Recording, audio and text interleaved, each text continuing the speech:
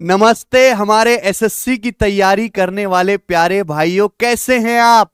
SSC CHSL 2025 का paper होने वाला है 12 नवंबर से। आपने पेपर देने के लिए स्लॉट बुक कर लिए। हमारे चेयरमैन साहब नई नई क्रिएटिव चीज करते रहते हैं, पर भाई साहब हमारे पास हर चीज का तोड़ है। देखिए बच्चों, सीएचएसएल 2025 की आपने तैयारी कर ली होगी जिन बच्चों ने फॉर्म भरा है, ठीक है। लेकिन एग्जाम के लास्ट टाइम में सबसे ज्यादा जरूरी है कि आपको रिवीजन करने के लिए बढ़िया बढ़िया क्वेश्चंस की प्रैक्टिस करने के लिए कलेक्शन मिल जाए। तो जैसा हमारे एग्जाम के पहले करते हैं, कोई भी पेपर होने वाला हो हम उसके प्रैक्टिस सेट ना कराएं, ऐसा हो ही नहीं सकता। तो प्यारे भाई, मैं सीएचएसएल 2025 के बच्चों के लिए डेडिकेटेड 10 एग्जाम पेपर एग्जाम से जस्ट कुछ दिन पहले ये आपको करवाऊंगा। और आज हम पहला एग्जाम पेपर सॉल्व करेंगे प्यारे दोस्त, ठीक है। बिल्कुल रेलेवेंट, एग्जाम ओरिएंटेड, फ्रेश, ताजे जो लेटेस्ट सवाल पूछे गए एसएससी के पेपर्स में, रेलवे के पेपर्स में और बाकी एग्जाम में, उन सभी सवालों को मैं कंपाइल करके बेहतरीन सॉल्यूशन के साथ एग्जाम ओरिएंटेड मैं आपको कराऊंगा। 10 एग्जाम पेपर का मतलब 250 सवाल। ये 250 सवाल बहुत इंपॉर्टेंट भी होंगे, आपकी तैयारी भी इनसे बूस्ट होगी। एसएससी के एआई वाले जहरीले सवालों का तोड़ हम निकाल के रखेंगे प्यारे बच्चों। हर एक बच्चे को ये क्लासेस, ये जो है एक प्रैक्टिस सेट देखने, और डेली शाम को इस चैनल पर ये क्लासेस जो है अपलोड होंगी। जब सीजल का पेपर था तो मैंने सीजल वाले बच्चों के लिए भी बढ़िया बढ़िया ये एग्जाम पेपर सॉल्व कराए थे, लाखों में इन पे व्यूज है। ऐसे ही मैं सीएचएसएल वाले बच्चों के लिए भी करवाऊंगा। देखिए, कुछ चैप्टर्स ऐसे हैं जो अभी एसएससी का सीजल का पेपर हुआ, इसमें कोऑर्डिनेट ज्योमेट्री, मेंसुरेशन, ये तीनों चैप्टर एक्सपेक्ट मतलब बहुत ज्यादा क्वेश्चन पूछे गए। 25 में से 7-8 सवाल केवल इन तीनों चैप्टर से। तो आपको इन पे कमांड ज्यादा बनानी है, और इसके मैंने मॉक टेस्ट में सवाल भी काफी डाले हैं, ठीक है प्यारे बच्चों। हर लेटेस्ट एग्जाम के सवाल है, कम बोल रहा हूं, आप ज्यादा समझो, ठीक है भाई। आपको प्रैक्टिस करनी है हमारे साथ साथ, बहुत फायदा होगा कि हमारे मुकाबले के प्रैक्टिस सेट उपलब्ध नहीं है कहीं भी, गारंटी हमारी। आप कंपेयर करके देखो बच्चों हमारी, अगर आप वेबसाइट पे जाएंगे, एप्लीकेशन पे, टेस्ट रैंकिंग पे, तो मॉक टेस्ट वाले सेक्शन में सीएचएसएल के भी आपका टियर 1 ही होगा। प्रीवियस ईयर के भाई साहब कितने 146 टेस्ट फ्री डाले हुए हैं। 2019 से लेकर 2024 तक जितने पेपर हुए सब, 2024 में 36 शिफ्ट में पेपर हुआ, 36 की 36 शिफ्ट यहां पे डाली हुई हैं, और उनको section math, English, reasoning, GS अलग अलग करके भी हमने डाला है बच्चों। तो यहां से आप प्रीवियस ईयर के मॉक टेस्ट लगा सकते हो। अब आप सेट मारो, केवल जितना पढ़ना था पढ़ लिया, अब रिवीजन करो और सेट मारो, दैट्स इट। और ये तो एग्जाम पेपर आपको करनी है। मैं केवल यहां आपको सवाल करके नहीं दिखाऊंगा, सवाल के पीछे की अप्रोच, उसका फॉर्मूला, उसका सोचने का तरीका सब कुछ बताऊंगा। वैसे तो ये 15 मिनट में ही सॉल्व हो जाएगा, लेकिन मैं समय दूंगा मेरे प्यार भी, डिटेल में हर एक सवाल को बताऊंगा, जिससे कि आप कुछ सीखो मेरे भाई। केवल सवाल नहीं करना, सवाल के पीछे का थॉट प्रोसेस आपका डेवलप करवाना है। चलिए शुरू करते हैं। चैनल को सब्सक्राइब कर लेंगे मेरे भाई, ये सीरीज आपके लिए डेडिकेटेड है, सीएचएसएल वाले भाइयों के लिए। हां, एसएससी की हर एग्जाम की तैयारी करने वाले बच्चे इन सवालों को, इन एग्जाम पेपर को लगा सकते हैं, क्योंकि एसएससी का एग्जाम में एक जैसे, एक तरीके के, एक लेवल के सवाल आते हैं। आ जाइए बच्चे, पहला क्वेश्चन आपके सामने है, ये बताइए। अजय और सूरज एक बगीचे में क्रमशः 45 और 40 मिनट में पानी दे सकते हैं। उन्होंने साथ मिलकर काम करना शुरू किया, लेकिन कुछ देर बाद अजय क्रिकेट मैच देखने चला गया, ठीक है। सूरज ने अगले 23 मिनट में जल्दी से काम खत्म किया, सूरज ने, और अजय के साथ जुड़ गया, ठीक है, मैच देखने के लिए। अजय कितने मिनट बाद गया था? सब बच्चों को सवाल समझ में आ गया? टाइम एंड वर्क का क्वेश्चन है, बेहतरीन तरीके से लिखा हुआ है। तो दो लोग हैं, अजय और सूरज, ठीक है। फ्रैक्शन से भी हो सकता है, एलसीएम मेथड भी यहां पे लग जाएगा भाई, वो भी बता देता हूं मैं। अजय जो है बगीचे में पानी कितने मिनट में दे सकता है? 45 मिनट में, और सूरज 40 मिनट में। अब इनका एलसीएम क्या आ जाएगा ये बताओ आप। एलसीएम क्या आ जाएगा 45 40 का? 45 40 में 5 कॉमन है, 5 नाम 45, 40 का मतलब 5 अट्ठे 40, तो ये आ जाएगा एलसीएम 360। 360 आपका एलसीएम आ गया, माना कि जैसे टोटल वर्क है 360 यूनिट, ठीक है। तो अजय 1 मिनट में कितना काम करेगा? 360 बटे 45 8। सूरज 1 मिनट में कितना काम करेगा? 360 बटे 40 9। ये दोनों की एफिशिएंसी आ गई, कोई दिक्कत? अब सवाल में बोला है कि उन्होंने साथ मिलकर काम शुरू किया, मान लो जैसे यहां पे काम शुरू हुआ, यहां पे जाके एंड हुआ, ठीक है भाई।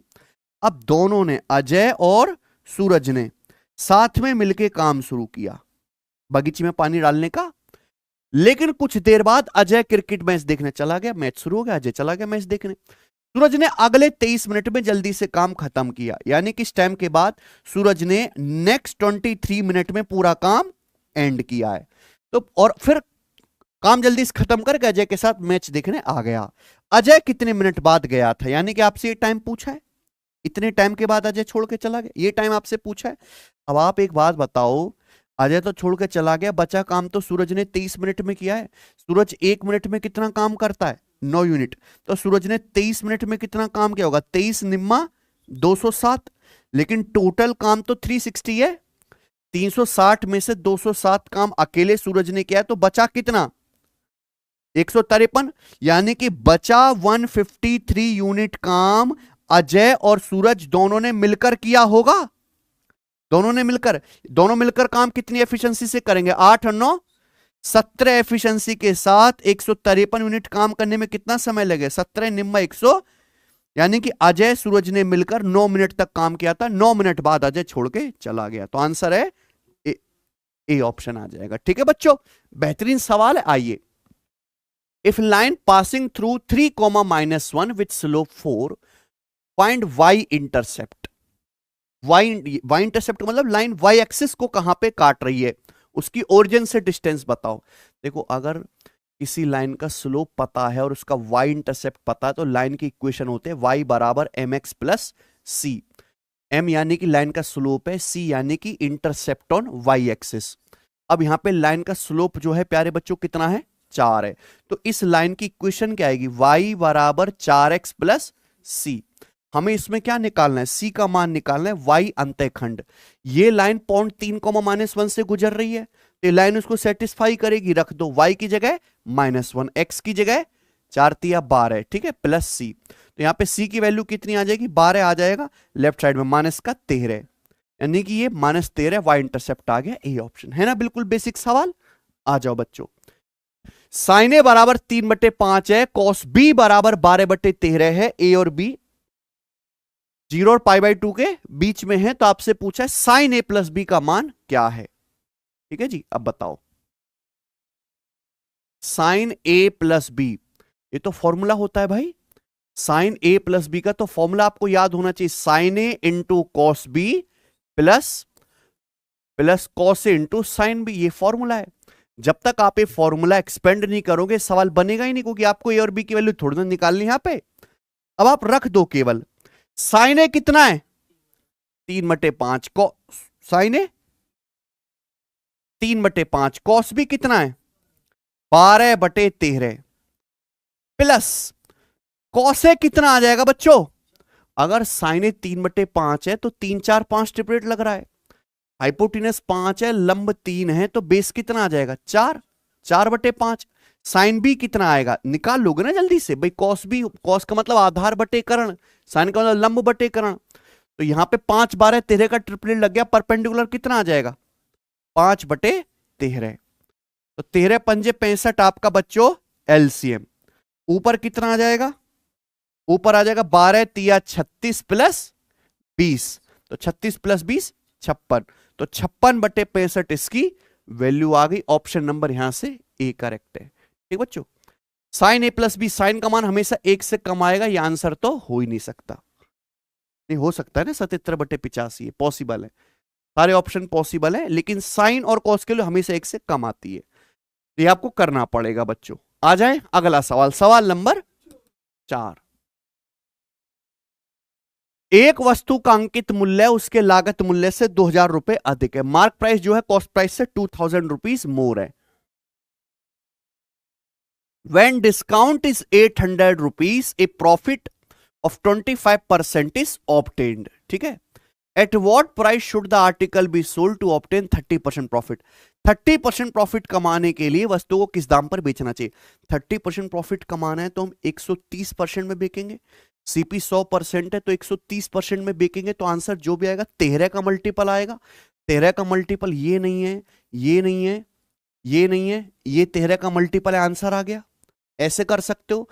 लॉजिकली कैसे करोगे भाई, हमने किसी वस्तु का एमआरपी लगा दिया, लागत मूल्य से 2000 रुपए ज्यादा है, एमआरपी 2000 रुपए ज्यादा लगाया, प्रॉफिट भी 2000 रुपए होना चाहिए, लेकिन आपने एमआरपी तो 2000 रुपए ज्यादा करा, डिस्काउंट आपने दे दिया 800 रुपए का, तो आपका प्रॉफिट कितना होगा फिर? 2000 में से 800 घटाओ 1200 रुपए।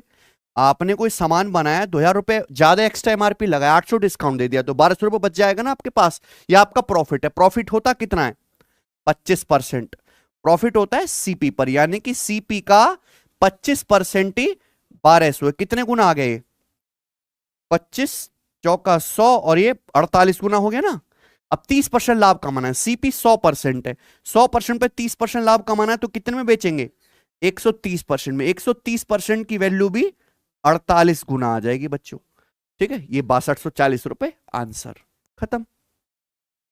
सवाल नंबर 5, 9% और 17% की दो क्रमिक छूटों के समतुल्य छूट प्रतिशत ज्ञात करें। इक्वलेंट डिस्काउंट परसेंटेज बताना है 9 और 17% की लगातार छूट के बराबर। पेपर में हल्के सवाल भी तो आएंगे भाई, सारा पेपर नहीं आना मुश्किल, इसी लेवल का रहेगा। मैंने बोला एग्जाम ओरिएंटेड कराऊंगा।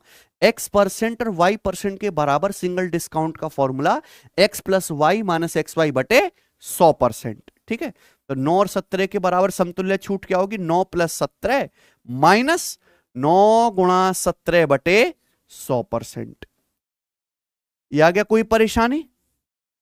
तो 9 प्लस 17 26 और इस 17 में 153 बटे 100 यानी कि 1.53। 26 में से 1.53 घटाएंगे तो कितना आएगा? 24.47%। Option number D.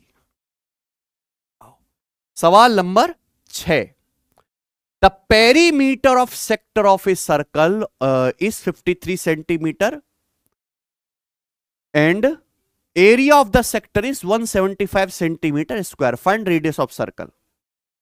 ठीक है जी, एक सर्कल का सेक्टर है, उसका पेरीमीटर 53 है, सेक्टर का एरिया 175 है, सेक्टर की रेडियस बताओ। सेक्टर का पेरीमीटर समझते हैं आप लोग? मान लो भाई जैसे कि एक सर्कल हो गया, अब इस सर्कल में से पिज्जा की क्या निकाल लो? स्लाइस। ये क्या है बच्चों? सेक्टर हो गया। ये सर्कल का सेंटर है, ये इसकी रेडियस, और ये हो गया भाई आर्क, और ये आर्क की लंबाई है एल। तो सेक्टर का पेरीमीटर मतलब ये कंप्लीट लेंथ, ये पेरीमीटर। तो सेक्टर का पेरीमीटर होता है, कॉन्सेप्ट ध्यान रखिएगा, L प्लस 2R। तो यहां पे L plus 2R equal to 53 centimetre है। कंसेप्ट नंबर, ये मतलब इक्वेशन 1 दी है, एरिया दिया है।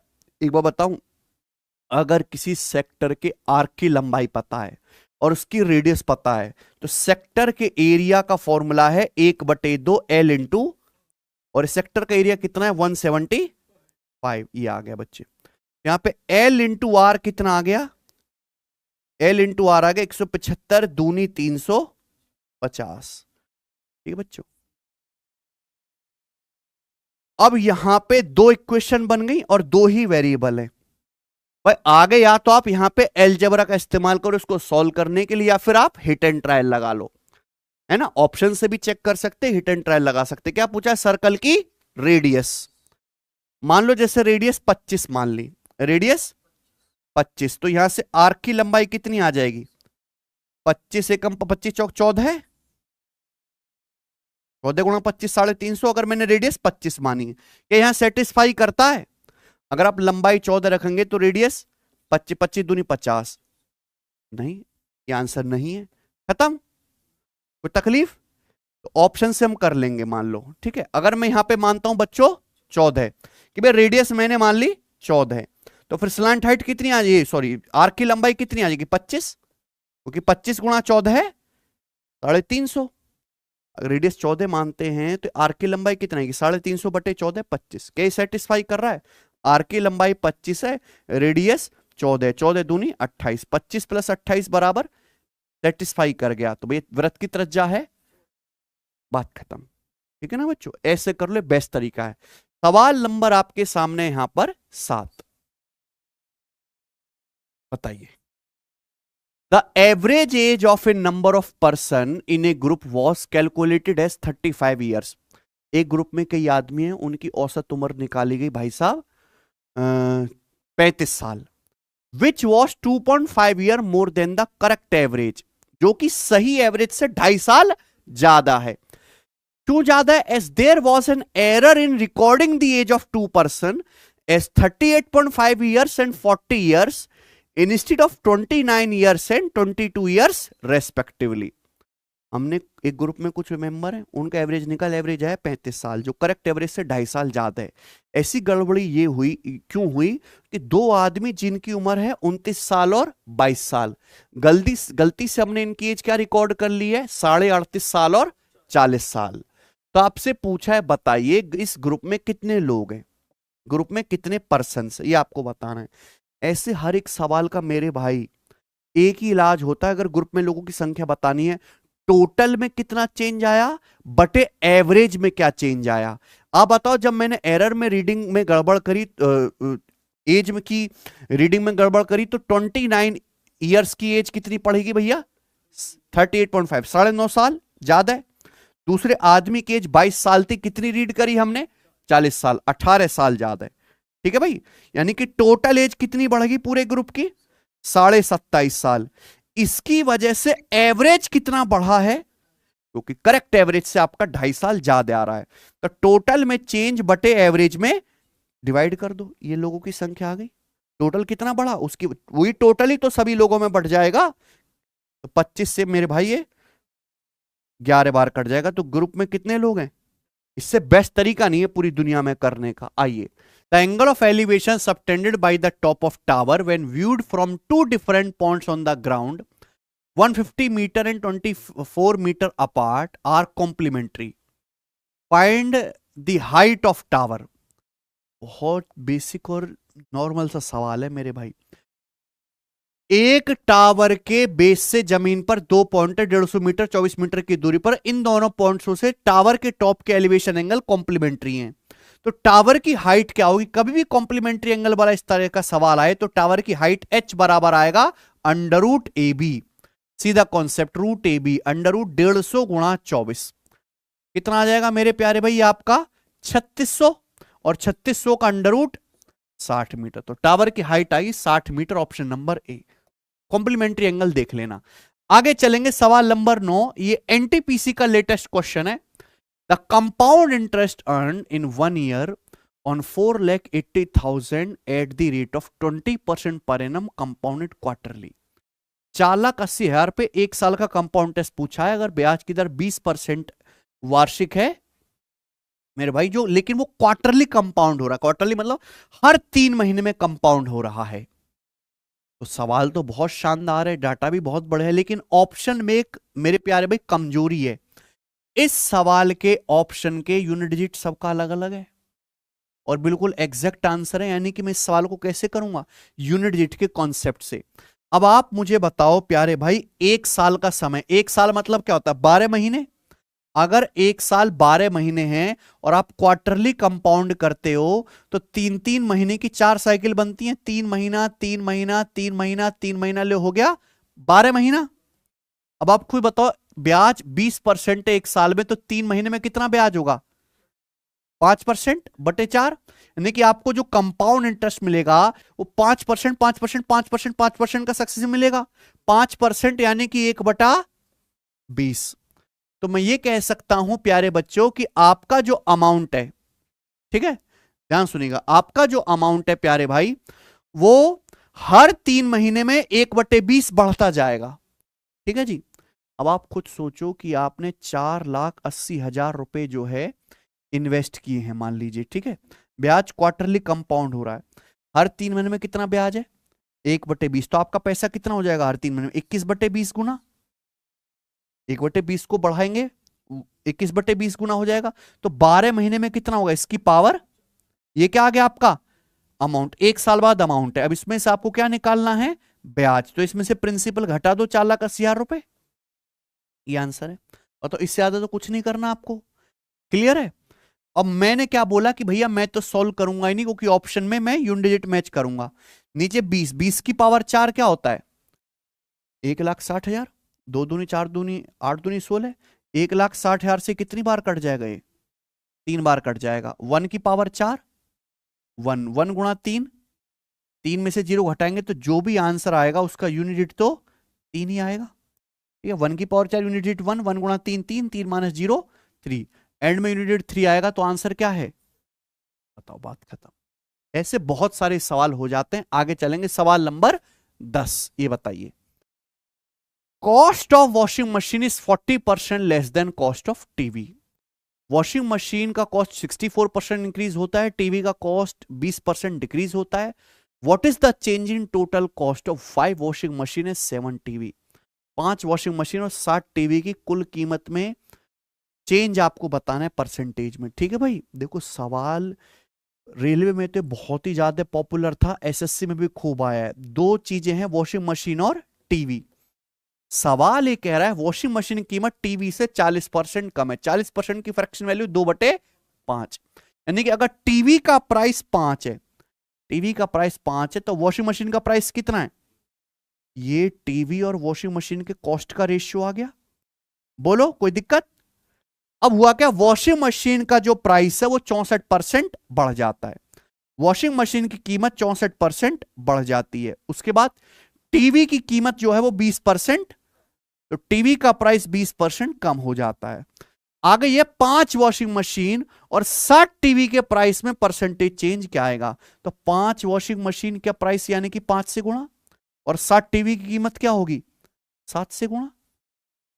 इस प्राइस में आपको नेट चेंज निकालना है। 5 वॉशिंग मशीन लेनी है तो इसलिए 5 से गुणा कर दी, 7 टीवी का प्राइस लेना है 7 से गुणा कर दी। तो आप ध्यान से देखो कि यहां एक 5 से एक 5 कट जाएगा, तो रेशियो क्या है मेरे भाई? 3:7। तो 5 वॉशिंग मशीन और 7 टीवी के कॉस्ट का रेशियो 3:7 है, और ये परसेंटेज चेंज हो रहा है। तो कुल परसेंटेज चेंज कितना आएगा मेरे भाई? नेट परसेंटेज चेंज कितना आएगा? 3 का 64% बढ़ गया, कितना? 192। 7 का 20%, 20 सत्ते 140% कम हो गया, तो 192, और माइनस का 140 कितना आ गया? 52%। 52% इंक्रीज हो गया, कितने के समान पर? 3 + 7 10 के समान पर। तो कितना आ गया मेरे भाई? आंसर पॉजिटिव आया, यानी कि वैल्यू बढ़ी है, 5.2% इंक्रीज। वेटेड एवरेज से बढ़िया मेथड कोई नहीं है इस सवाल को करने का। सबको समझ आया?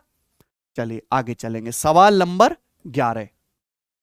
ए person divided a sum of 17,200 into 3 parts and invested at 5, 6, 9% per annum simple interest. At the end of 2 years, he got the same interest on each part of money. 2 साल के एंड में तीनों हिस्सों पर उसे समान ब्याज मिला है। तो आपसे पूछा 9% ब्याज दर पर कितना पैसा इन्वेस्ट किया। देखो, एक आदमी के पास 17,200 रुपए थे, 3 हिस्से करे, 3 हिस्से इन्वेस्ट कर दिए अलग अलग रेट ऑफ इंटरेस्ट से, लेकिन 2 साल में आपको हर जो है हिस्से पर ब्याज सेम मिला है। तो आप मुझे एक बात बताइए, सिंपल इंटरेस्ट होता क्या है? सिंपल इंटरेस्ट है प्रिंसिपल गुणा रेट परसेंट गुणा टाइम, यही बात है। अगर आप यहां पे ध्यान से देखो तो टाइम सेम है। ये क्या चल गया भाई?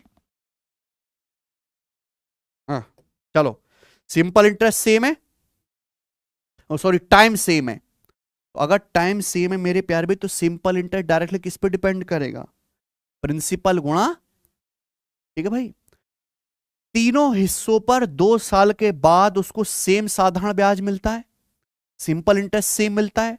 आप मुझे बताइए, आपने कॉन्सेप्ट पढ़ा हुआ है, अगर 2 संख्याओं की गुणा सेम है तो दोनों संख्याएं रिवर्स रेशियो में, उल्टे अनुपात में होती हैं, यानी कि प्रिंसिपल जो होगा वो ब्याज की दर रेट ऑफ इंटरेस्ट का इनवर्सली प्रोपोर्शनल होगा। अगर उसने 5, 6, 9% ब्याज की दर पर पैसा इन्वेस्ट किया है, तो जो पैसा इन्वेस्ट किया होगा प्रिंसिपल, वो किस रेशियो में होगा? रेट का उल्टा, 1/5 रेशियो 1/6 रेशियो 1/9। यहां तक कोई डाउट है? 5, 6 और 9 का एलसीएम आप मुझे बता दीजिए कितना आ जाएगा? 90 आ जाएगा। पूरे इसको हम जो है 90 से मल्टीप्लाई कर देते, तो 18 रेशियो 15 रेशियो 10। इस रेशियो में पैसा इन्वेस्ट किया उस आदमी ने। टोटल कितना पैसा इन्वेस्ट किया? 18, 15, 33 और 10, 43 unit.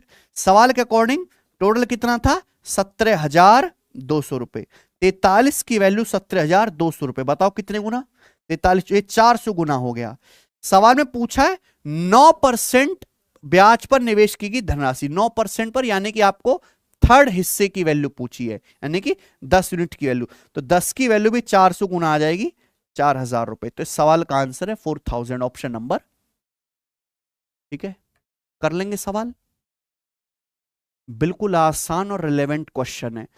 To circle are touching internally, how much common tangent do they have? दो सर्कल आंतरिक रूप से स्पर्श करते हैं तो उनमें कितनी कॉमन टेंजेंट होंगी? एक। आंसर क्या आएगा? एक। भाई ऐसे सवाल भी आ जाते हैं, मान लो जैसे दो सर्कल हैं, ये एक दूसरे को कहां, यहां पर टच कर रहे हैं, एक ही पॉइंट पर, इंटरनली टेंजेंट, तो इनकी एक ही कॉमन टेंजेंट होगी ये वाली। अगर एक्सटर्नली मेरे प्यारे भाई ये टच करते दो सर्कल, मान लो सवाल आता है दो सर्कल एक्सटर्नली टच करते हैं तो कितनी कॉमन टेंजेंट आप खींच सकते हो उनकी? 3। तो आंसर आ जाता 3। इस सवाल का आंसर 1 है। आइए सवाल नंबर 13 बनाओ। Jitesh sold an article at a loss of 11%.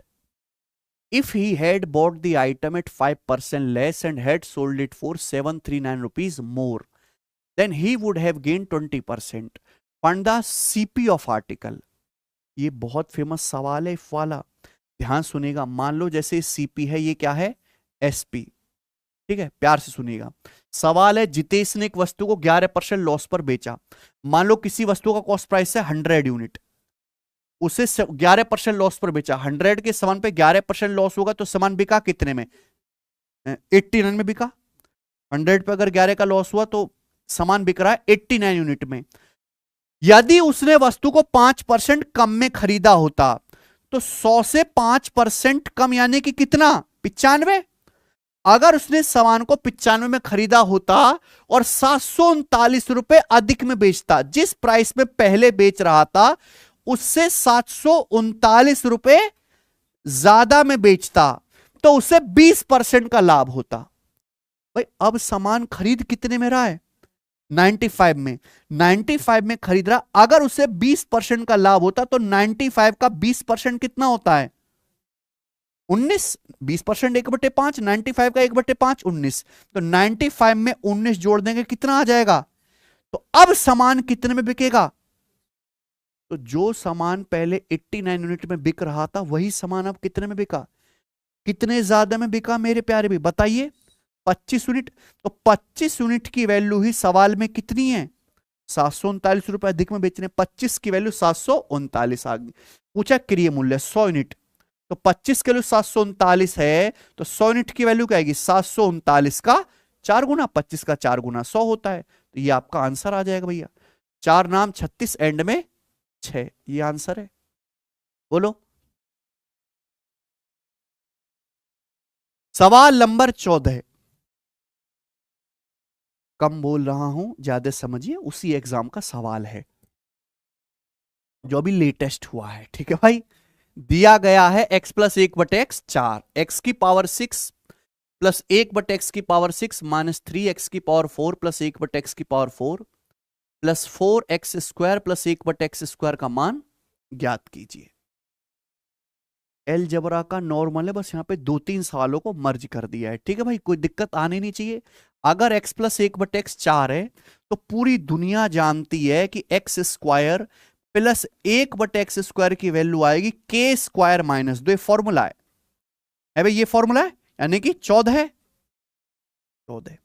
अब पावर 2 के साथ साथ आपको पावर 4 भी निकालनी है, तो x की पावर 4 प्लस 1/x की पावर 4 का आएगा। फिर से फॉर्मूला, पावर 2 से पावर 4 में जाएंगे, प्लस से प्लस में, k स्क्वायर माइनस 2, 14 का स्क्वायर 196 माइनस 2 194। फिर मेरे प्यार भी क्या निकालना है? पावर 6, x की पावर 6 प्लस 1/x की पावर 6।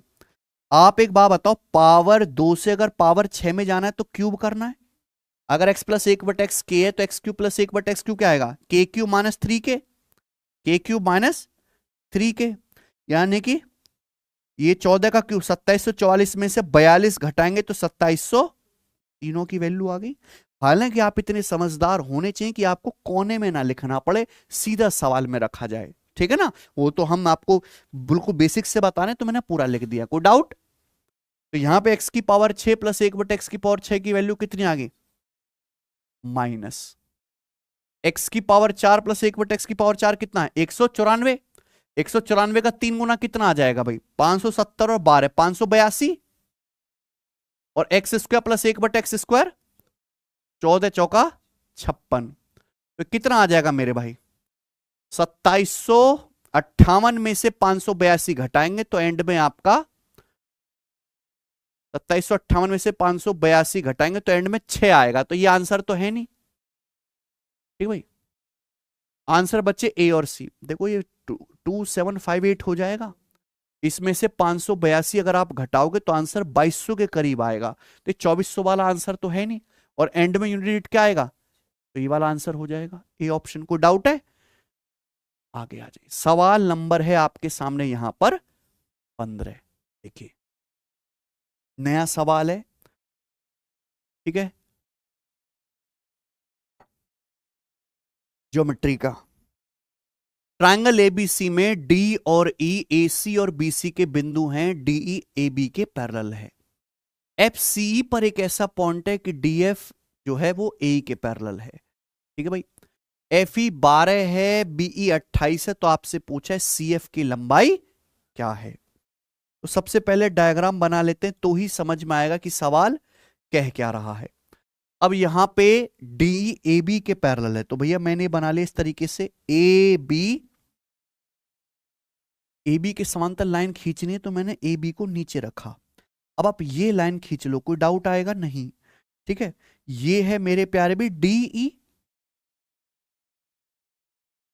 ये तो बोला डीई जो है एसी पर है और ई बीसी पर है, और ये दोनों लाइन जो हैं एक दूसरे के समांतर है, डीई ए बी के पैरेलल हो गया। अब सवाल है एफ सीई पर एक ऐसा पॉइंट है कि डीएफ एई के पैरेलल है, तो ये वाली लाइन होगी बच्चों एई, स्टूडेंट ये वाली लाइन एई होगी। अब ये है सीएफ, सीएफ पर कोई पॉइंट ई ऐसा है, ये सॉरी उल्टा लिख दिया मैंने, सीई पर कोई पॉइंट है एफ है जी, सी पर एक पॉइंट एफ ऐसा है कि ये जो लाइन है डीएफ ये किसके पैरेलल है? ए के पैरेलल है, यानी कि दोनों लाइन पैरेलल होंगी। कोई डाउट? डीएफ और ए पैरेलल आ गया। सवाल में बोला है एफ ई की लंबाई 12, एफ ई ये वाली लंबाई है 12। आगे बोला है बीई की लंबाई 28। तो आपसे क्या पूछा है बच्चों?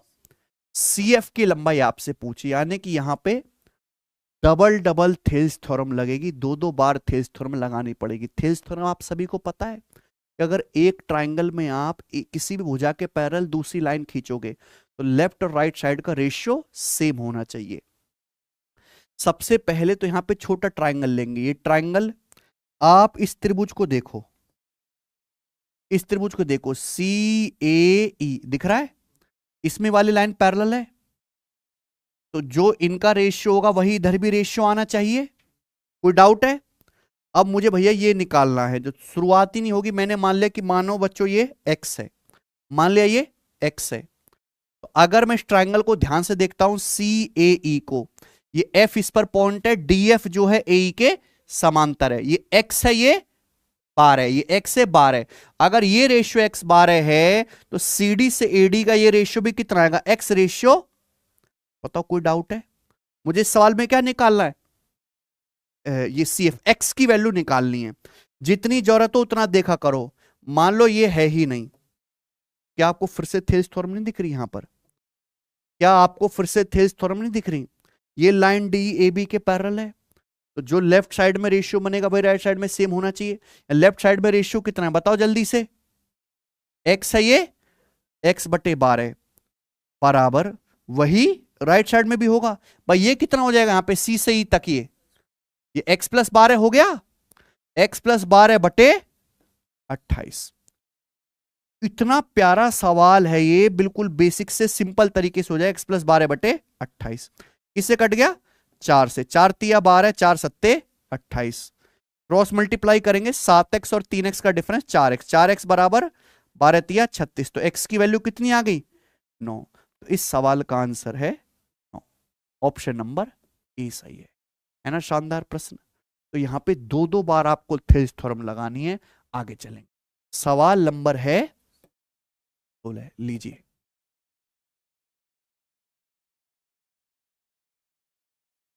The present population of A village is 45840. Number of male increases by 25%, female increases by 15%. Population of village will become 55284. What is the difference between the number of male and that of female in the present population of village? गांव की वर्तमान जनसंख्या में पुरुष और महिलाओं की जनसंख्या में कितना अंतर है? गांव की वर्तमान जनसंख्या में मेल फीमेल का डिफरेंस क्या है? इस सवाल का मैं आपको ऐसा तरीका बताऊंगा ऐसे सवालों को करने का जो आपने आज तक नहीं देखा होगा मेरे भाई। बहुत से बच्चे इस सवाल को क्या करेंगे, परसेंटेज ब्रेक मेथड से। ज्यादा बच्चे यहां पे एलिगेशन लगाएंगे क्योंकि आपसे क्या पूछा है, मेल फीमेल की संख्या का डिफरेंस। मैं आपको ऐसा जुगाड़ बता दूं कि मेल फीमेल की संख्या निकालने की जरूरत ही नहीं है, डायरेक्ट डिफरेंस निकालो।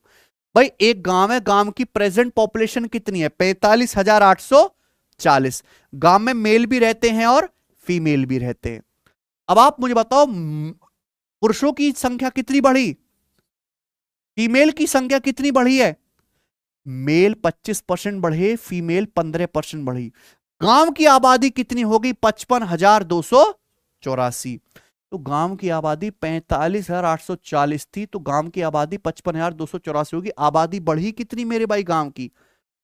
घटा लीजिए, 55,284 में 45,840 घटा लो, 4, 8 में से 4 4, उसके बाद 12 में से 8 गया 4, और मेरे भाई ये 54 में से 45 घटाएंगे 9,444।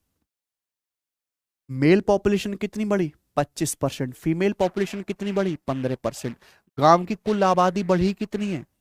9444। कोई डाउट है? यहां तक सबको समझ में आया? आपसे क्या पूछा है? मेल फीमेल की प्रेजेंट पॉपुलेशन का डिफरेंस निकालना है। अच्छा, 25 और 15 का एवरेज क्या होता है? 20। 20 एक ऐसा नंबर है जो 25 और 15 से बराबर दूरी पर है। 20 25 से 5 कम है, 15 से 5 ज्यादा है। तो 25 और 15 का आप ले लीजिए एवरेज, कितना आएगा? 20%। मैं आपसे कहूं गांव की मेल आबादी भी 20% बढ़ी, फीमेल आबादी भी 20%। गांव की कुल आबादी कितनी बढ़ जाएगी? 20% ही बढ़ेगी। गांव में आदमी 20% बढ़े, औरत 20% बढ़ी, तो कुल आबादी भी 20% बढ़ जाएगी। कुल आबादी है कितनी गांव की प्रेजेंट में? 45,800। तो कुल आबादी भी 45,840 का 20% बढ़ जाएगी। कितना आएगा मेरे भाई? परसेंटेज से 2 जीरो खत्म, 9,084 दूनी 168। यानी कि गांव की आबादी कितनी बढ़ जाएगी? 9,168। कोई डाउट है? मेल 20% बढ़े, फीमेल 20% बढ़ी, तो कुल आबादी भी 45,840 का 20% 9,168 बढ़नी चाहिए। आपसे क्या पूछा है? मेल फीमेल प्रेजेंट पॉपुलेशन का डिफरेंस। अब क्या कर दो इन्हें? कोई डाउट है क्या? घटा नहीं सकते। जब आप घटाओगे तो 25 में से 20 घटाओगे क्या आएगा? 5%, यानी कि मेल पॉपुलेशन का 5%। इसमें से घटाइए 15 में से 20 क्या आएगा? माइनस का, यानी कि फीमेल पॉपुलेशन का 5%। और घटा के कितना आएगा प्यारे बच्चों? इसमें से घट है, तेरे में 6 गया 7, और मेरे भाई 3 में 6 276। डाउट? यानी कि यहां से 5% का आ गया कॉमन, तो मेल माइनस फीमेल का 5%, यानी कि 1/20 किसके बराबर है? 276 के बराबर है। तो मेल फीमेल की प्रेजेंट पॉपुलेशन का डिफरेंस 276 का 20 गुना 5400 और 120 5500। क्या आंसर? कैसा तरीका है? गजब तरीका है। तो यहाँ एलिगेशन नहीं लगाना पड़ेगा, ना मेल पॉपुलेशन नहीं फीमेल पॉपुलेशन निकालने। समझ में आया भाई? आगे करते हैं अगला सवाल। सवाल नंबर 17 एलजेब्रा का क्वेश्चन है। a plus B 5, A cube plus B cube 215। पूछा a की पावर 4 प्लस b की पावर 4। फॉर्मूला लगाना पड़ेगा।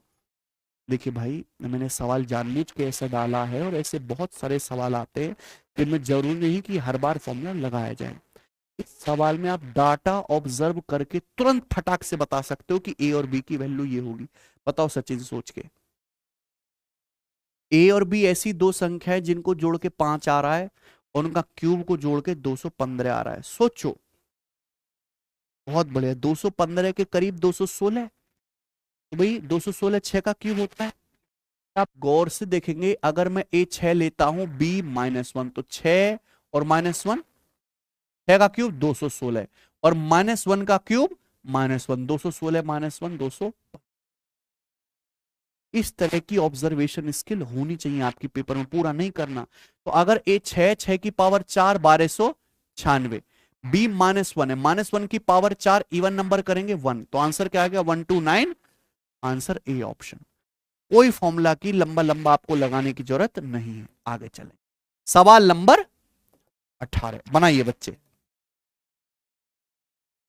पार्टनरशिप का क्वेश्चन है। रिसेंट प्रवीण और हेमंत मिलकर एक बिजनेस शुरू करते हैं। प्रवीण 5 महीने के लिए हेमंत से 88,000 रुपए ज्यादा इन्वेस्ट करता है, जबकि हेमंत 6 महीने के लिए पैसा इन्वेस्ट करता है।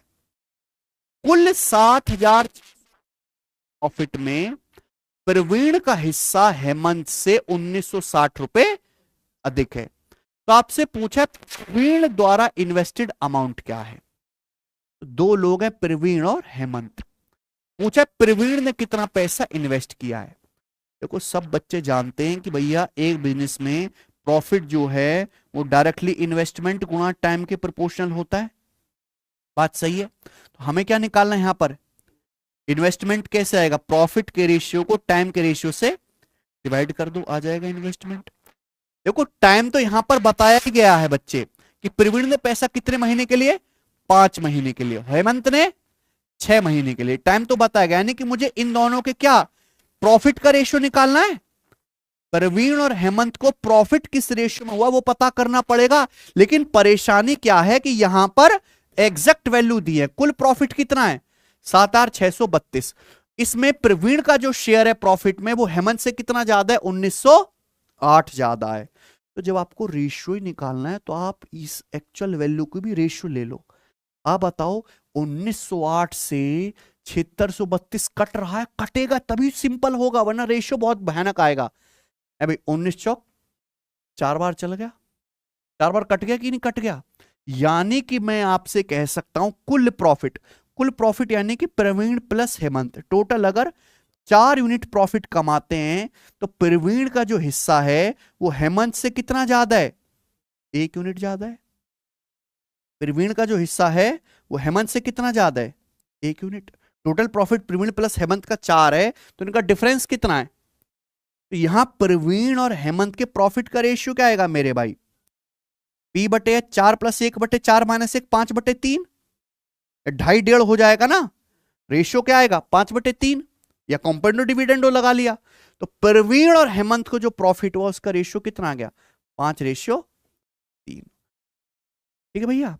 तो आप मुझे बताएं इन दोनों ने जो पैसा इन्वेस्ट किया, निवेश किया, उसका रेशियो क्या आएगा।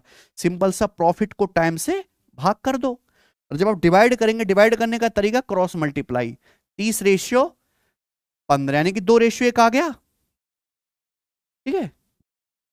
सवाल में क्या बोला है, प्रवीण ने हेमंत से 28,000 रुपए ज्यादा इन्वेस्ट किया। प्रवीण ने हेमंत से कितना पैसा इन्वेस्ट किया, 1 यूनिट की वैल्यू सवाल में 88,000 है। तो आपसे पूछा है प्रवीण का, प्रवीण ने इन्वेस्ट किया 2 यूनिट, तो 2 की वैल्यू क्या आएगी 28,000 का दुगुना, यानी कि 1 लाख आंसर है। ठीक है।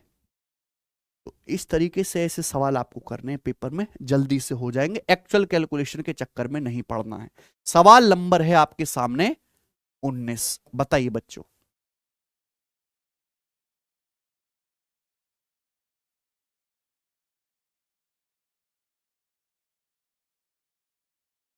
सवाल 19 त्रिकोणमिति का सवाल है मेरे भाई, लेटेस्ट अभी आया है एसएससी के पेपर में। साइन ए प्लस कॉस ए बराबर 4/3। पूछा क्या, साइन क्यूब ए प्लस कॉस क्यूब ए। तो साइन क्यूब ए प्लस कॉस क्यूब ए यानी कि ए क्यूब प्लस बी क्यूब। भाई ए क्यूब प्लस बी क्यूब का फॉर्मूला क्या आ जाएगा बताओ। ए क्यूब प्लस बी क्यूब का फॉर्मूला आएगा ए प्लस बी, यानी कि sign A plus cos A into sine square A plus cos square A 1 minus sign A into cos A. कोई doubt है। साइन क्यूब ए प्लस कॉस क्यूब ए का बहुत important basic सा formula है, sign A plus cos A into bracket में sine square ए plus cos square, इसको direct क्या लिख दो 1 minus sign A into cos A. सवाल में साइन ए प्लस कॉस ए की वैल्यू आपको ये दी हुई है 4/3। तो आपको अगर ये क्वेश्चन सॉल्व करना है बताओ बच्चों, तो आपको क्या निकालना पड़ेगा, साइन इंटू, जब तक साइन इंटू कॉस नहीं आएगा ये सवाल रत्ती भर सॉल्व होगा नहीं। लेकिन सवाल में दिया क्या है, साइन प्लस कॉस 4/3, तो साइन इंटू कॉस कैसे आएगा, दोनों तरफ से स्क्वायर करके। आपको कॉन्सेप्ट याद होना चाहिए मेरे भाई, दोनों तरफ से स्क्वायर करूंगा, ए प्लस बी के स्क्वायर का फॉर्मूला लगाएंगे, sine square A plus cos square A 1 plus 2 sign A cos A बराबर 4/3 का स्क्वायर 16/9। तो यहां से 2 साइन ए कॉस ए क्या आएगा, 16/9 में से उधर राइट साइड में से 1 घटाएंगे 7/9 हो जाएगा, 16/9 में से 1 घटाएंगे तो साइन इंटू कॉस कितना आ गया बच्चों, यहां से 7/18। तो कोई डाउट तो है ही नहीं सवाल में, सबको समझ में आ गया। तो यहां पे हम ये रख देते हैं 1 माइनस 7/18। तो 1 माइनस 7/18 कितना आ गया बच्चों, 11/18। तो 11/18 आ गया, यानी कि 44/54, 2 से काटेंगे 22 बटे, तो इस सवाल का आंसर है 22/27। ऑप्शन नंबर यहां पर ए है। कैसा सवाल है, बढ़िया सवाल है, थोड़ी सी क्रिएटिविटी हमने लगाई, ठीक है ना। अभी लेटेस्ट आया है, आगे चलते हैं। सवाल नंबर 20। मैं हर सवाल में अपनी क्रिएटिविटी ऐड करता हूं और अच्छा बन जाता है। बनाएंगे, एक संख्या को 552 से भाग करने पर शेषफल क्या आता है 75। उसी संख्या को 24 से डिवाइड किया जाए तो शेषफल क्या होगा। मान लो कोई संख्या n है, ठीक है ना। तो जब हम किसी संख्या n को 552 से भाग कर रहे हैं तो भाग करने पर रिमाइंडर क्या आया है, 75 आया है, कोई डाउट नहीं इसमें। अगर उसी सेम नंबर को यानी कि n को ही हम किससे भाग करें, 24 से, 24 से भाग करने पर रिमाइंडर क्या आएगा,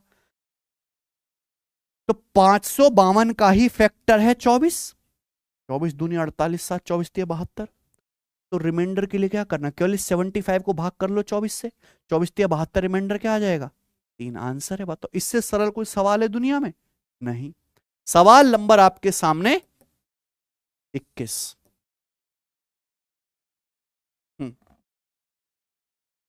एक एल आकार का फर्श 2 आयतों 6x4 8x6 मीटर से बना है। टाइलों की कीमत 450 रुपए वर्ग मीटर है, लेकिन 70 वर्ग मीटर से ज्यादा क्षेत्रफल पर टाइल लगाने पे 10% की छूट मिलती है। छूट के बाद कुल लागत कितनी है, बताइए बच्चे। हमारे पास एक एल आकार का फर्श है, उस पर टाइल लगवानी है, टाइल पे कितनी छूट मिलेगी 10% की। छूट के बाद लागत कितनी है। एक बात बताइए मेरे भाई, ये जो एल आकार का फर्श है इसमें 2 आए थे, दोनों का कुल एरिया कितना आया, रेक्टेंगल का एरिया लंबाई गुणा चौड़ाई, इसका एरिया कितना आएगा 6 चौक 24, और इसका एरिया कितना आएगा 8 छिंग 48 वर्ग मीटर। तो 24 प्लस 48 कितना आ गया 72 मीटर स्क्वायर एरिया है। अब 72 मीटर स्क्वायर एरिया है तो मेरे प्यारे में 1 वर्ग मीटर पे कितना खर्चा आता है 450 रुपए।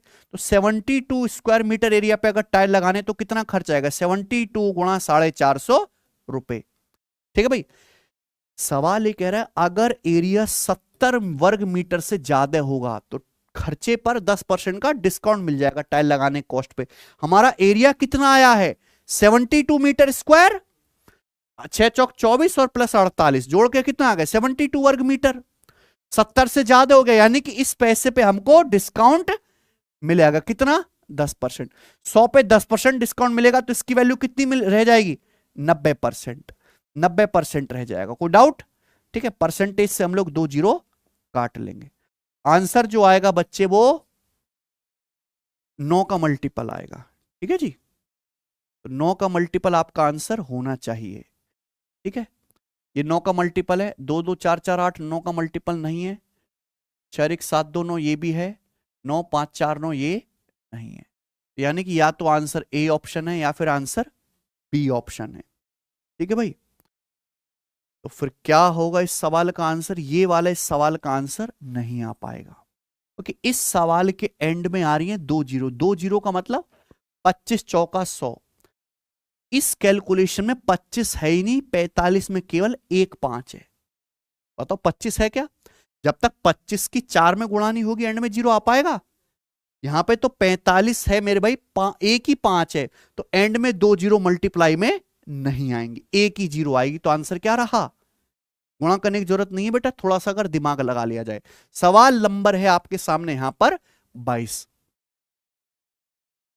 300 मीटर की हाइट पर उड़ता एक हवाई जहाज अपोजिट डायरेक्शन में स्थित दो नावों के अवनमन कोण 45 डिग्री और 30 डिग्री देखता है, दोनों नावों के बीच की दूरी ज्ञात कीजिए। देखो मेरे भाई, ये है समुंदर, और मान लीजिए कि ये उड़ रहा है तुम्हारा यहां पर हवाई जहाज। ठीक है भाई, हवाई जहाज। और हवाई जहाज से मेरे प्यारे भाई आप दोनों तरफ दो नाव देखते हो। Aeroplane flying at a height of 300 metre. हवाई जहाज कितने हाइट पर उड़ रहा है? 300 मीटर की हाइट पर। इस notice the angle of depression of two boats located on opposite as 45 degree and 30 degree. तो मेरे भाई यहां से जब हम दो बोट को देखते हैं तो ऐसे देखेंगे, एक बोट इधर साइड है, एक बोट इधर साइड है, ठीक है ना। तो ये एंगल 45 डिग्री का है, तो ये कितना है बच्चों? 30 डिग्री का। हालांकि ये एंगल नहीं है, डिप्रेशन एंगल। डिप्रेशन एंगल क्या होता है, आप इसको यहां से देखेंगे तो ये एंगल जो बनेगा ये 45 डिग्री होगा। ये 45 डिग्री है तो ये एंगल भी 45 ही होगा। तो दोनों बोट, एक बोट आपकी यहां पर है और एक बोट आपकी यहां पर है, इन दोनों बोट के बीच की डिस्टेंस बतानी। इससे आसान सवाल दुनिया में है नहीं। दो दो राइट एंगल आपको दिख गए। 45 के सामने 300 मीटर है, तो ये डिस्टेंस भी कितने आएगी? 300। ठीक है, क्योंकि 90 45 45 है, 45 के सामने 1, तो 45 के सामने 1 यूनिट होता है। या 30 डिग्री के सामने 300 मीटर है, 60 डिग्री का होगा, तो 60 डिग्री के सामने क्या आएगा? 300 रूट 3 मीटर। और इनके बीच की डिस्टेंस क्या आएगा? दोनों को जोड़ देंगे, 300 कॉमन, ब्रैकेट में 1 प्लस, तो ऑप्शन नंबर। ठीक है, आइए सवाल number 23। During a sale 30% of goods are sold at 40% profit. 20% of remaining goods are sold at 37% profit. Still remaining goods are sold at a loss of 48%. Overall X% का loss हुआ है, तो आपसे X की वैल्यू पूछी है। सवाल समझ गए ना? सबको देखते ही समझ जाना चाहिए कि भाई हम अलग अलग सामान अलग अलग प्रॉफिट लॉस पे पूछ रहे हैं, बेच रहे हैं मेरे भाई। तो हमें ओवरऑल आपको जो सामान पे लॉस हुआ है वो आपको निकालना है, परसेंटेज में आंसर बताना है। तो भैया जैसे हमने मान लिया कि हमने 100 रुपए का सामान खरीद कर बेचा है, ठीक है भैया, 100 को 100 पे जो भी आंसर आएगा डायरेक्ट परसेंटेज में आ जाएगा, इजी परसेंटेज है ना। तो 100 का 30% कितना हुआ? 30 रुपए के सामान पे आपको कितना लाभ हुआ? 40%। तो फिर बचा कितना? 100 में से आपने 30 का सामान बेच दिया, तो बचा कितना? 70। और बचे का 20%, ये तो बोला है 70 का 20% 14। 14 रुपए का सामान आपने बेचा है 37% प्रॉफिट पर, प्रॉफिट पर, ठीक है, कोई दिक्कत? और उसके बाद बचे सामान को आपने बेचा 48% लॉस पे। तो सामान बचा कितना है? 100 रुपए का मैंने माना था, टोटल 30 और 14 यानी कि 44 का बिक गया। 100 में से 44 का बिक गया, तो सामान बचा कितना? 56 का। 56 के सामान को आपने बेचा 48% के लॉस पर, तो यहां पे कितना लॉस हुआ? 56 का लॉस हुआ है, तो माइनस, तो ये आपका ओवरऑल आ गया। ये डायरेक्ट आपका आंसर आएगा मेरे प्यारे भाई, क्योंकि ये 100 पर है। 100 पे 100 रुपए का मान लीजिए आपने टोटल सेल करी है, 100 का 30%, 30 पे 40% प्रॉफिट, 14 पे 37%, बाकी जो बचा 56 उसको 48% लॉस पे बेचा है। अब ये कैलकुलेशन आपको करनी है, बताइए कितना आ जाएगा मेरे भाई? ये क्या आ जाएगा? परसेंटेज से 2 जीरो खत्म, 12, 14 गुणा 37 कितना आ जाएगा मेरे भाई? 420 और 84, 504 यानी कि 5.04, नहीं सॉरी, हाँ 14, ये 14 तिया बैल, 420 और 98 जोड़ेंगे, 420 में 98 जोड़ेंगे तो 518। 5.18 आएगा, परसेंट मतलब बटे 100। अब 56 गुणा 48 और करना है आपको, ठीक है ना। तो 56 गुणा 48 आपको करना है, तो 48 की 50 में गुणा कर लो 2400, और 48 छिक्का 288, यानी कि कितना आ जाएगा 2688, यानी कि और 100 से भाग करेंगे 26.88, ठीक है ना। कि मैंने यहां पे देखा ना, ये डिजिटल सम यहां पे दो दो ऑप्शन के सेम हो रहे हैं, वरना मेरी कोशिश तो रहेगी कि मैं इस सवाल को डिजिटल सम से करता, पर इन दोनों का डिजिटल सम सेम आएगा, इन दोनों का सेम आएगा, इसलिए बनाना पड़ा। ठीक है भाई, अब बताइए 12 5 17.18, और इसमें से आप क्या घटाओगे 26.88 माइनस करोगे, तो आप मुझे बताइए क्या आ जाएगा आपका आंसर। टी ऑप्शन, ये आंसर आ जाएगा -9.7। ठीक है, माइनस का आंसर आया, इसका मतलब आपको ओवरऑल लॉस हुआ है, तो -9.7 करेक्ट है। तो इस तरह का कोई भी सवाल आए वो एक लाइन में हो सकता है अगर परसेंटेजेस इजी हैं। ठीक बच्चों, आगे आइए अगला सवाल। सवाल नंबर आपके सामने 24। In cyclic collateral ABCD, side AB and DC when produced meet at E. Side AD and BC when produced meet at F. AFC 21 degree है, BEC 49 डिग्री है, तो आपसे पूछा है एंगल BAD का मान क्या है। ठीक है जी, बहुत बढ़िया सवाल है साइक्लिक कोलेटरल का, ध्यान से सुनिएगा, बेहतरीन क्वेश्चन मैंने डाला है। छोटा कर दिया थोड़ा सा सवाल। मान लो कि जैसे सर्कल है, ठीक है दोस्त, अब इस सर्कल के अंदर हमने ये साइक्लिक कोलेटरल बना दिया जी, इस तरीके से चक्र चतुर्भुज आप समझते हैं कैसा चतुर्भुज जिसके चारों वर्टेक्स जो हो वो सर्कल की परिधि पे हो, तो ये साइक्लिक कोलेटरल है। क्या नाम है इसका, ABCD। हमें भुजा AB और DC को बढ़ाना है, भुजा ABDC को बढ़ाना है ना, ऐसे बना लेते हैं ABCD। कोई समस्या इसमें। अब हमने भुजा AB को बढ़ाया है और DC को, जब भी आगे बढ़ाई जाते हैं तो कहां पर मिलती है, पॉइंट E पर, यहां मिलेगी पॉइंट E पर। देखना AB को बढ़ाने वाला A से B की ओर, DC को बढ़ाना है तो D से C की ओर बढ़ेगा। उसके बाद AD और BC जब बढ़ाई जाते हैं तो F पर मिलती है, तो हमें AD को बढ़ाना है AD ऐसे, और BC को, ये तो नीचे तो जगह कम पड़ रही है तो ऐसे कर लेता हूं, ऊपर नीचे कर देता हूं ये, ठीक है भाई, ABCD। कोई दिक्कत। हमें क्या करना है मेरे भाई, AD और BC को आगे बढ़ाना है तो F पर मिलते हैं, तो हमने भुजा AD को आगे बढ़ा दिया ये, और ये BC को आगे बढ़ा दे इस तरीके से, कहां पर मिल गई ये पॉइंट, F पर। तो चित्र बनाना भी अपने आप पे एक टास्क है आपके लिए। अब यहां पर क्या बोला है बच्चों, एंगल AFC, AFC, यानी कि ये वाला एंगल कितना है 21 डिग्री का।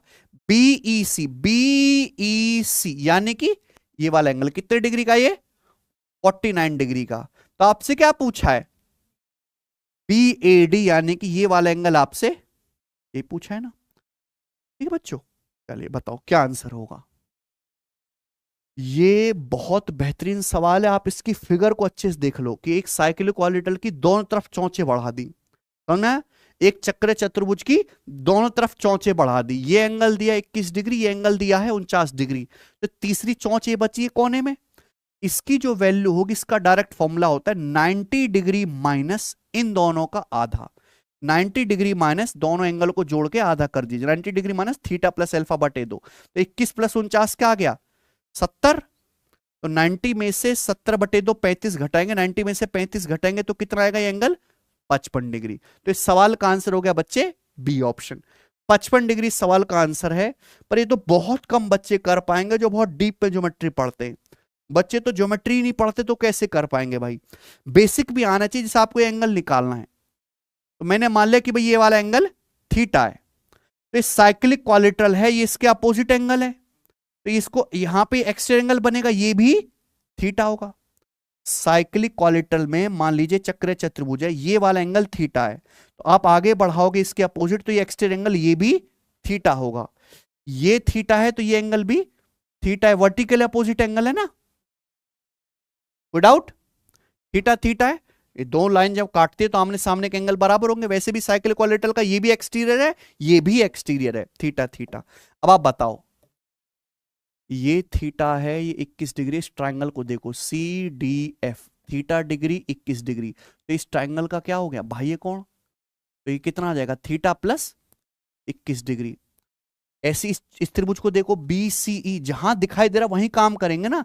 ये थीटा है, ये 49 डिग्री है, तो तीसरे पे क्या है भाई, ये कौन, तो थीटा प्लस 49 डिग्री। और आप ये बात समझ सकते हैं कि ये ए बी सी डी क्या है, साइक्लिक।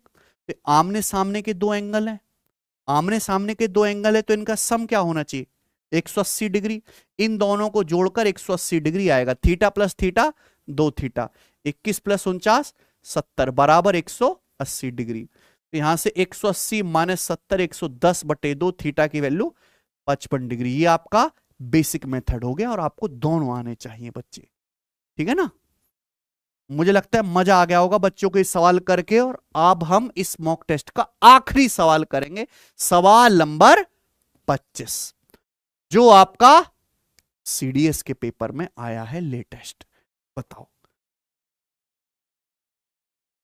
सवाल आसान था, दुनिया भर के बच्चे इस साल को पेपर में गलत करके आए, बहुत दुख की बात है। एक्स और वाई दो संख्याएं हैं, उनका एचसीएफ एच है। P बराबर X cube plus Y cube बटे X square minus X Y plus Y square, क्यों बराबर ये है। इनके एचसीएफ के संबंध में विचार करें। The HCF of P and Q can be H, P और Q का एचसीएफ H हो सकता है। The HCF of P and Q can be 2H, P और Q का एचसीएफ 2H हो सकता है। तो आपको करेक्ट स्टेटमेंट बताने, क्या दोनों स्टेटमेंट सही हैं या दोनों गलत हैं।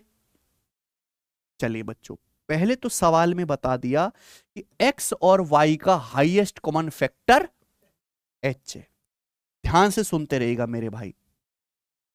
तो यहां से p बराबर है X cube plus Y cube बटे X square minus X Y plus Y square. ये तो सिंपल फॉर्मूला अलजेब्रा का, X cube plus Y cube को X square minus X Y plus Y square से डिवाइड करेंगे, divide करने पर क्या आएगा, x प्लस, यहां से क्यू की वैल्यू क्या आएगी मेरे भाई, X cube minus Y cube को X square plus Y square से डिवाइड करेंगे, एक्स माइनस वाई। अब एक्स और वाई का एचसीएफ एच है, यानी कि संख्याएं एक्स और वाई दोनों ही एच का मल्टीपल होंगी। अगर दो संख्याएं एक्स और वाई का एचसीएफ एच है, यानी कि एच जो है एक्स और वाई दोनों का एक फैक्टर होगा। तो अगर एक्स और वाई दोनों ही संख्याएं एच से कटती हैं, तो इनका योग भी एच से कटेगा, इनका डिफरेंस भी एच से कटेगा, यानी कि P और Q दोनों ही संख्याएं h से कटने वाली होंगी। तो ये मेरे प्यार भी P और Q का एचसीएफ h हो सकता है। पहली बात सही है। दूसरी बात, HCF of P and Q can be 2H, P और Q का एचसीएफ 2H हो सकता है, ये बात भी एकदम सही है। लेकिन ये 90% बच्चे करेंगे गलत। यहां पे क्या एक्स्ट्रा आ गया, दो कैसे आएगा मेरे भाई, ऑड में ऑड नंबर जोड़ के इवन होता है, और ऑड में ऑड घटा के मेरे प्यारे भाई इवन नंबर आता है। मान लो मैं दो संख्याएं ले लेता हूं, क्या ले ले भाई, मान लीजिए मैंने ले लिया 35 और 15, ये मैंने दो संख्याएं ले ली सचिन, ठीक है। इनका एचसीएफ कितना आ जाएगा, 5, दोनों ही ऑड है, मैंने जानबूझ के ऑड लिए 5।